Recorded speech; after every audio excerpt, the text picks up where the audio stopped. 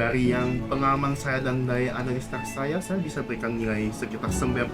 80. 80. 50 ya.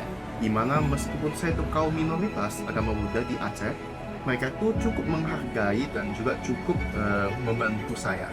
Menurut saya sih secara umum udah cukup rukun dan damai ya. Kita bisa hidup berdampingan, cuma kadang di media sosial banyak yang suka panas. Menurut saya, kita harus menilai dulu di sekitar lingkungan kita. Karena biasanya kita menilai semuanya dari medsos dan itu bisa membuat pandangan kita bias. Dan di lingkungan saya, terutama di Medan, itu kerukunan antar umat beragama itu baik-baik saja. Karena toleransi beragamanya masih kurang kalau di sini.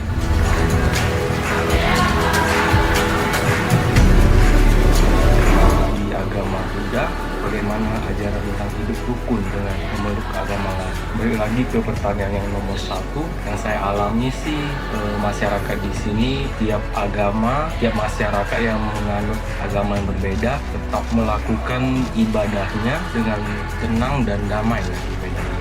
Dari ajaran agama Buddha sendiri ada namanya metta, cinta kasih. Cinta kasih itu kami diajarkan agar memberikan cinta kasih kepada semua makhluk. Ajaran di Kristen itu ya hukumnya itu kasih Tuhan. Jadi Tuhan Yesus itu mengajarkan kita harus saling mengasihi sama kita seperti diri kita sendiri. Di Hindu itu ada ajaran ininya namanya itu Tatwam Asi. Nah, artinya itu aku adalah kamu, kamu adalah aku. Jadi kalau saya menyakiti kamu, walaupun kita beda agama, itu sama saja kayak saya menyakiti diri kita sendiri. Karena sesama itu nggak pilih-pilih agama, mau dia rasa apapun, agamanya apa, kita harus tetap saling mengasihi. Makanya ajaran kasih itu menurut kita tetap berbuat baik dan membawa damai. Dan yang paling penting itu kasih itu tidak iri hati. Karena iri hati itu sumber dari segala hal-hal yang tidak bisa dimengerti oleh manusia.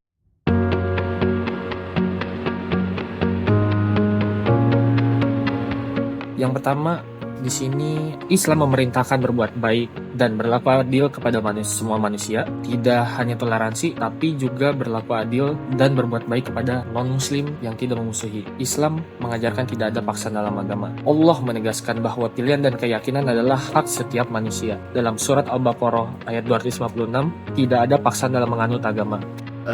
Bisa dimulai dengan menghargai satu sama lain, memikirkan konsekuensi dari apa yang kita lakukan, dan paling penting itu bertanya ketika ingin melakukan sesuatu, meminta izin sebelum melakukan apapun.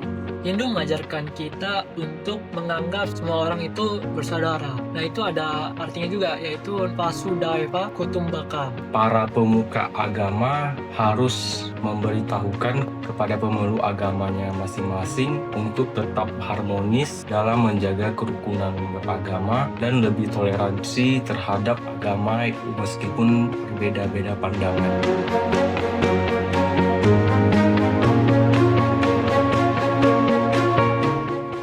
Ya, sama seperti jawaban tadi, hampir sama.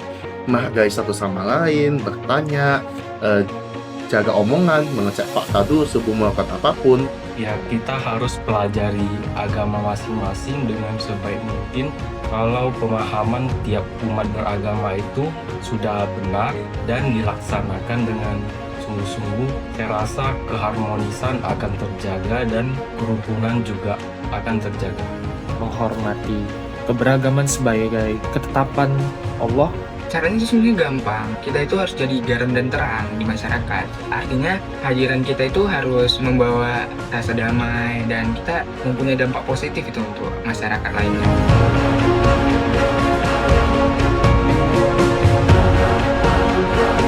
Pemerintah tuh sebenarnya harus jadi wasit yang adil ya, kayak nggak boleh bersebelah karena itu agamanya. Nah, juga aturan itu harusnya dipermudah secara adil. Dan kalau ada yang bikin onar kayak bawa-bawa agama atau apapun itu harus ditindak tegas biar nggak jadi kebiasaan aja. Menurut saya pemerintah sih harus tegas ya, menjamin hak beribadah tiap warga negaranya sendiri. Pemerintah bisa melakukan suatu acara di mana acaranya itu memerlukan gabungan dari beberapa agama sekaligus, sehingga tidak hanya satu komunitas dari satu agama. Bisa saja acara itu memerlukan banyak orang dari beberapa agama digabung jadi satu dan bekerja sama membuat acara tersebut.